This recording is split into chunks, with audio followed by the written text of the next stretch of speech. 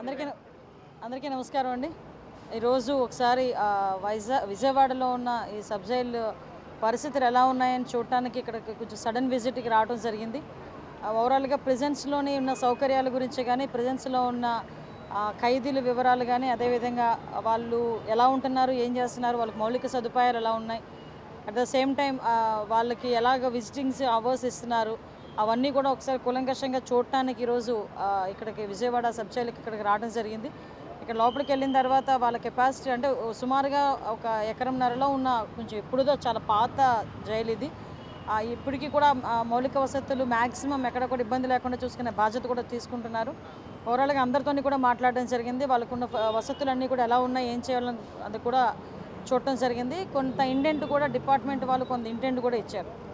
ఎందుకంటే ఈరోజు ఈ మధ్యకాలంలో జరుగుతున్న నేపథ్యాలు కానివ్వండి, కొన్ని ఆరోపణలు కానివ్వండి, ఆరోపణల దృష్ట్యా కంపల్సరీగా మేము కూడా ఒకసారి వాచ్ చేయాలి, ప్రెజెన్స్ అన్నింటినీ కూడా విజిట్ చేయాలి, అక్కడున్న మౌలిక సదుపాయాల గురించి అదే కాకుండా అక్కడున్న అధికారులతో కూడా ఒకసారి మాట్లాడాలి అని ఒకే ఒక ఉద్దేశంతో మేము ఇక్కడికి రావడం జరిగింది. ఈరోజు ఇక్కడికి వచ్చి అన్నీ కూడా క్లియర్ కట్గా మేము ఇన్ఫర్మేషన్ అని తీసుకున్నాము. ఫర్దర్గా ఇక్కడ ఏ మౌలిక సదుపాయాలు కల్పించాలి, లేకపోతే ఇంకా ఎటువంటి ఇనిషియేషన్స్ తీసుకోవాలి, అవన్నీ కూడా కొంచెం చర్చించి మేము అందరం కూడా నిర్ణయం తీసుకుంటాం. ఎందుకంటే ఇది ప్రెజెన్స్కి సంబంధించింది, కొన్ని వివరాలు మేము బయటకు చెప్పకూడదు కాబట్టి కొన్ని సందర్భాల్లో ఇంతకు మించి మేము ఎక్కువగా మాట్లాడలేం. అది ప్రెజెన్స్కి సంబంధించి. ఇంకోటి జైల్లో చూస్తే కనుక ఇటీవల కాలంలో విజయవాడ సబ్ జైలు చూస్తే కనుక కొన్ని బయట నుంచి లోపలికి వస్తువులు వెళ్ళి నేరస్తులుగా అన్నిటి కూడా జరుగుతుంది. యాక్చువల్గా మీరు చెప్పిన మాట అయితే వాస్తవం అండి. అది యాక్చువల్గా ఆరోపణలు కూడా వచ్చినాయి. దాని గురించి కూడా ఇప్పుడు నేను మాట్లాడాను.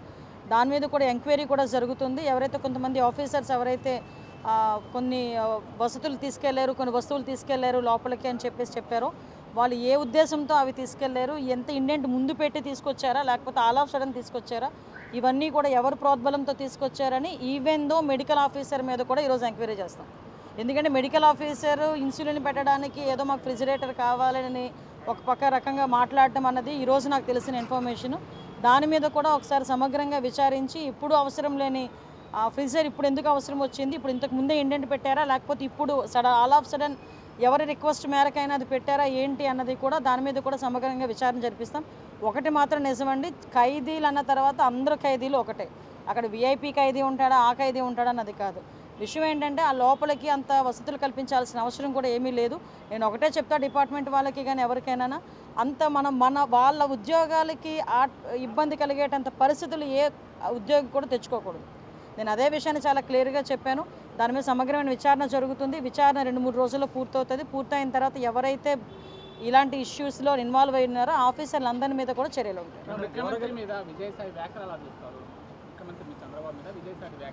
అంటే ఏమీ చేయలేక అతగాడి తాలూకా తప్పులు బయటపడుతున్నాయి.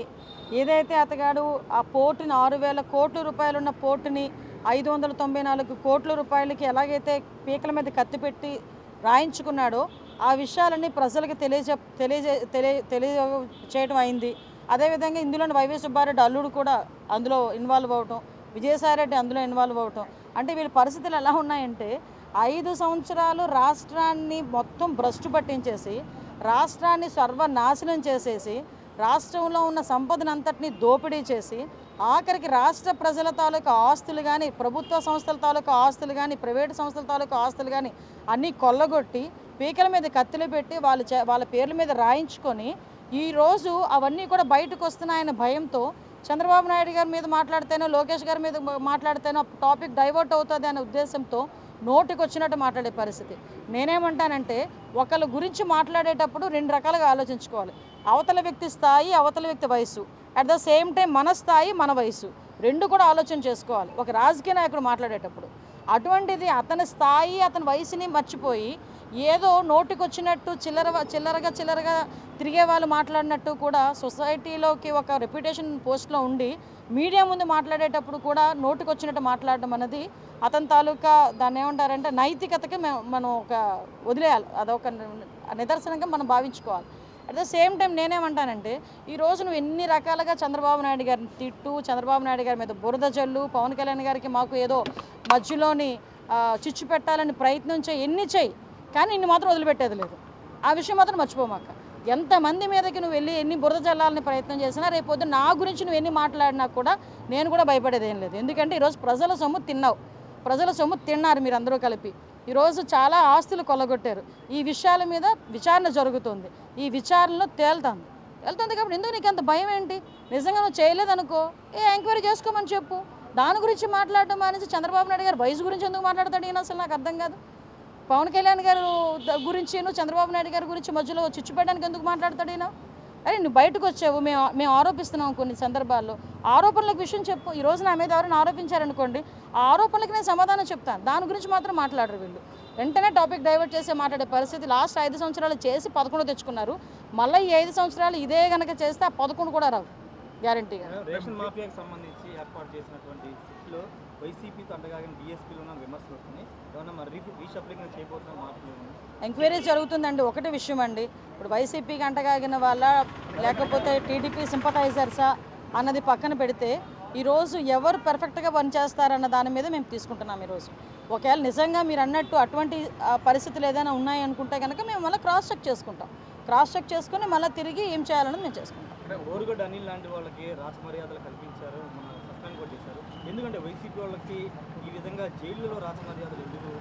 పోలీస్ డిపార్ట్మెంట్లో ఇంకా ప్రక్షాళన జరగాల్సిన అవసరం ఉందా సార్? ఒకటి ఏంటంటే లాస్ట్ టైం అంటే ఈ విషయం నేను మాట్లాడాలి. ఎందుకంటే చాలామంది అఫీషియల్స్ని వీళ్ళు బెదిరించారు. ఎంతలా బెదిరించారంటే పర్సనల్గా కూడా బెదిరించే పరిస్థితులు వచ్చింది. అంటే కింద స్థాయి ఆఫీసర్ నుంచి పై స్థాయి ఆఫీసర్ వరకు కూడా విపరీతంగా బెదిరించి వ్యవస్థని భ్రష్టు పట్టించారన్న సంగతి మీకు తెలుసు, నాకు తెలుసు, ప్రజలందరికీ కూడా తెలుసు. దట్స్ వై ప్రజలు ఒక మంచి నిర్ణయం తీసుకున్నారు. ఈరోజు మమ్మల్ని అధికారంలో కూర్చోబెట్టారు. నేనేమంటానంటే బోర్గడ్డ అని ఆడ పేరు ఎత్తడానికి కూడా చాలా చిరాగ్గా ఉంటుంది. అటువంటి వ్యక్తులకి ఏదో అంటగాగుతున్నారు అని చెప్పి, అంటే పోలీసులు ఏదో రాచమర్యాదలు చేస్తున్నారు అన్న విషయం అయితే ఆరోపణలు అయితే వచ్చినాయి. దాని మీద ఎంక్వైరీ చేసాము. ఎంక్వైరీ చేసినప్పుడు అందులో నిరూపితమైన తర్వాత ఇమ్మీడియట్గా యాక్షన్లు తీసుకున్నాం. అటువంటి పరిస్థితులు తెచ్చుకోవద్దని కూడా కొన్ని సందర్భాల్లో పోలీస్ డిపార్ట్మెంట్ వాళ్ళకి కూడా చాలా క్లియర్గా చెప్తున్నాం. ఎట్టి పరిస్థితుల్లోనే అటువంటి పరిస్థితులు ఇంకా రావు. ఒకటి మాత్రం నిజమండి, ఖైదీని ఖైదీలా చూడాలి, ముద్దాయిని ముద్దాయిలా చూడాలి, అంతే. అదే బేస్ పెట్టుకోవాలి.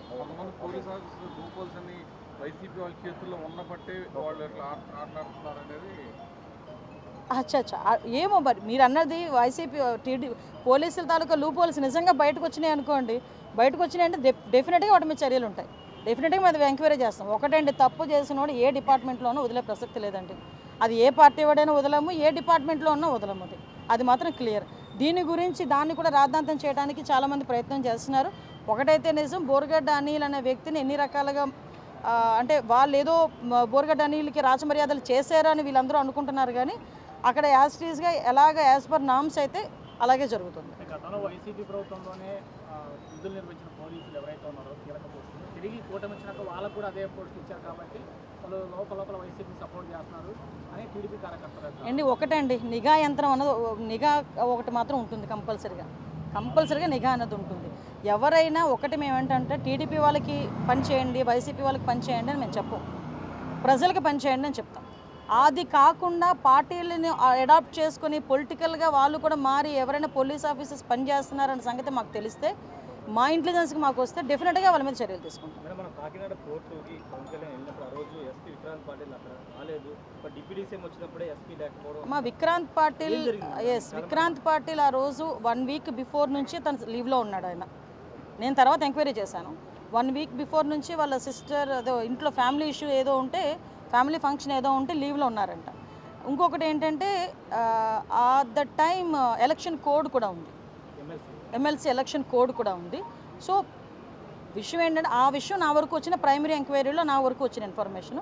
ఫర్దర్గా ఏం జరిగింది అన్నది కూడా మేము ఎంక్వైరీ చేస్తాం. కంపల్సరీ ఉండాలి కదండి, ఉండకపోతే ఎలా అవుతుంది? ఇంతకుముందు నేనేమంటానంటే ప్రభుత్వ పాలసీ గురించి వాళ్ళు తప్పుడు చేసిన పాలసీ గురించి ఒక మాట మాట్లాడితేనే సిఐడి ఆఫీసుల దగ్గర కూర్చోబెట్టి ఎంక్వైరీలు చేసి ఉదయం నుంచి సాయంత్రం వరకు కూర్చోబెట్టినప్పుడు, సాక్షాత్తు ఈరోజు ఒక ముఖ్యమంత్రి హోదాలో ఉన్న చంద్రబాబు నాయుడు గారు గురించి అంత నీచంగా మాట్లాడినప్పుడు ఎందుకు మేము చర్యలు తీసుకోకూడదు? డెఫినెట్గా చర్యలు తీసుకుంటాం కూడా.